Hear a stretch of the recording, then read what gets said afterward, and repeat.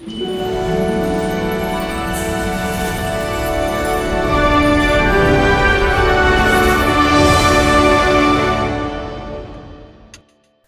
a day to be back at Laxey and Allotments. It is glorious out here, just look. And you know what, I was talking just a few moments ago about when I think it was we were last here.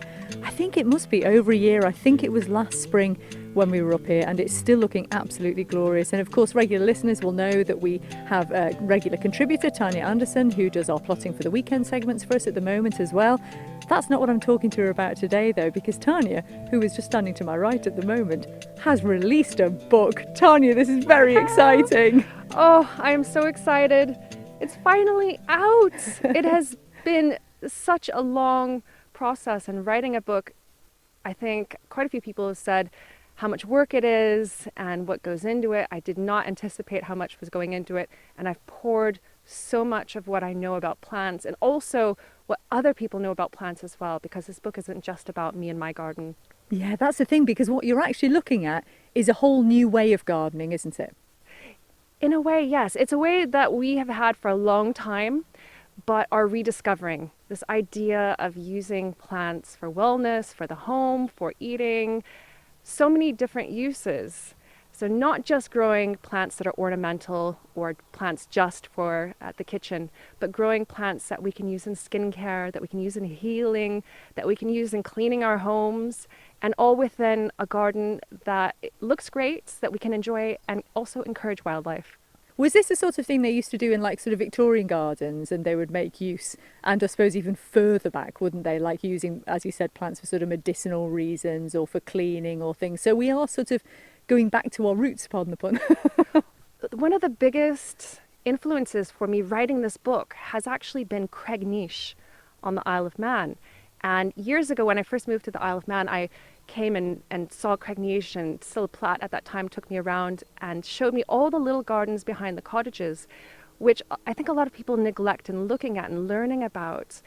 But essentially everything needed for the home was grown in those little patches and in the fields around Cregneash. And while the men would be out in the fields working or out at sea, women would be tending those little gardens and growing cut flowers for the church and growing herbs to strew on the floors and to keep insects out of the house and for cooking and for everything, essentially. And yes, it has been around for so long, but it really hasn't been, I guess, addressed or given the same kind of level of awareness until now. There's a lot more people using plants for useful purposes. And why do we think that is? Is it simply because we are engaging more with nature, and so we're investigating more ways to keep ourselves entertained when we're working with nature, or why do you think it is? My opinion is that people are looking at ways to make their lives better in different ways. We have so many stresses, modern life, technology, and looking at ways to, even choosing organic produce or rediscovering the garden during COVID. All of these things are coming together and connections are being made. And there's also an element of fun and creativity in it as well. So although we don't have to rely on our gardens like people did at Cregneash or in other parts of the world, we can use them to better our lives and living spaces and to infuse it with creativity. The elements that you've got in this book that are the sort of practical uses that you can put to your plants and your herbs and everything in your garden too, do they really work? I want to know. Yes, absolutely. There's 8 chapters in the book, and each chapter focuses on a specific type of plants. And one of them is herbal medicine, plants used for medicine.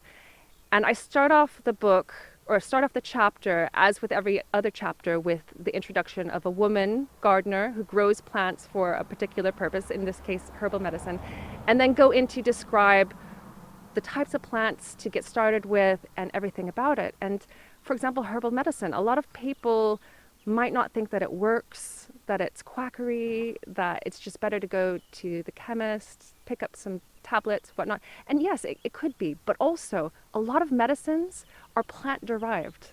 And a lot of people don't realize that. Even to this day, there are bioprospectors that go around the world looking for plants that could be potential medicines. So using what we can grow in our own gardens in a safe and healthy way is one way to discover that for ourselves. Tell me a bit about the contributors and the different things that they do, because it's not all about having to have an allotment, is it? No, but there are several people in the book who have allotments. And when I was thinking about this book, I didn't want it to be just about me and my garden. I want it to be something that shows that community of people and skills out there that we can all tap into and get inspiration from. And so I asked 7 other women to feature in my book with their gardens, and also to tell us a little bit more about why they garden, their inspiration, and what they do with it. And that's really what I wanted to infuse into a woman's garden. So what are some of the things that you have learned in liaising with these contributors then? What are some of your most favourite nuggets of wisdom that they've come out with? COVID has basically canceled a lot of things for a lot of people, and I had big plans for this book to actually visit each one of the women that I featured, to do a video, to learn a little bit more about their gardens, and that couldn't happen because of lockdown early last year. But what ended up happening is that I was able to tap into the resources here on the Isle of Man. And there are some incredible people on this island who grow plants for all different types of purposes, for natural dyeing and medicine, etc. And I think the natural dyeing really caught my imagination because it was something new to me. And so I took a natural dyeing course with Annie Eastham here in Laxey Village at her home, and learned about dye plants from another woman here on the island, Sarah. And it was just mind-boggling, the amount of information that we have here on the island, but it's all relatively quiet. You have to be friends or be within a woolly group and share knowledge back and forth, or be on a Facebook group.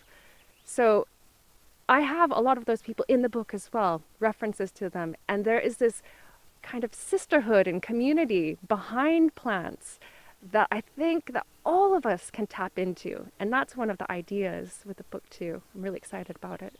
And there's practical elements to the book as well, isn't there? So you give suggestions for there's recipes in there, and there's things that we can actually do, that we can read the book and say, okay, follow this, I'm going to have a go. Oh yeah, it's pretty ordered, the chapters. So I start them in the same way: introduction to a woman's garden, and you will be astonished by what people are growing within an ordinary garden space that anyone could have. And then I go into some of the plants to get started with, how to grow them, some of the common plants. So for example, the edible flower chapter, we start with the only edible flower farmer who's organic in the UK, a woman named Jan who lives in England. Go through what she grows on the farm, and then we go into the types of flowers that we can grow, the types of flowers that are already in our gardens that might be edible, and then recipes and projects for using them. So if you were to pitch it then, who would you say this book is particularly for? This is the interesting thing. It crosses a lot of genres. It is a gardening book, but it's also a crafting book. It's also a cookbook and a lifestyle book. What I would like to do with it is to inspire people that perhaps enjoy gardening to try using plants to make things for the home, and people who are interested in natural living and wellness to learn how to grow them.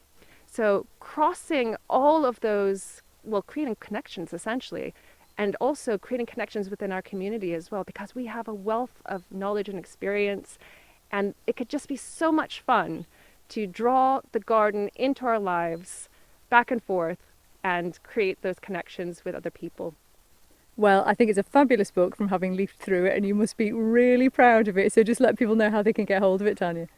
It's out on Tuesday, so that's February. Oh gosh, we're gonna have to start that again. Is that That's all right? You can just say it's out now. Yeah. Shall I go back to my bit? Yeah. Okay. It is a beautiful thing, and I'm very fortunate to be able to leaf through it. It's a lovely book there, Tanya. So just let people know how they can get hold of it. You can get hold of it from the 20th, and you can get it here on the island from Manx National Heritage, the Bridge Bookshop, and all major online booksellers, including Amazon. And I believe it's actually being translated into a number of different languages as well. Yeah, so I'll be told what languages it'll be translated into as those markets open up, but the first language is Chinese. So it'll be available in mainland China in 2023. Congratulations, you're a published author. Thanks so much, Christy.